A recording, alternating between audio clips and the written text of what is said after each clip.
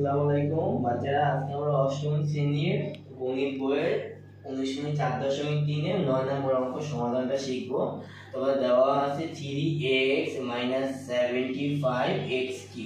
এটাকে আমাদের উৎপাদকে বিশ্লেষণ করতে হবে। তাহলে এখানে আমরা দেখতে পাচ্ছি 3x - 75x3। তাহলে এখানে চলক হলো x আর দুই রাশিতে চল x আর x3।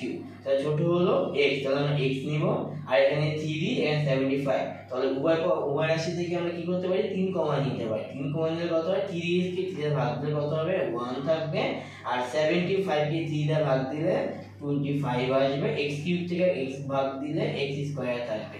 এখন আমরা পরে কি করব, এই 1 এর উপরে স্কয়ার দিলে 1 এ হবে, আর 25 এর বর্গমূল 5, তাহলে 5x এর উপর হোল স্কয়ার।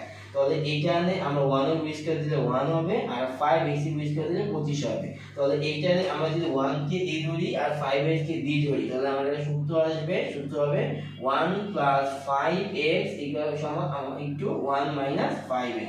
এখানে আমরা একটা সূত্র নাম হলো a² - b² = a + b * a - b। এটা আমাদের সমাধান।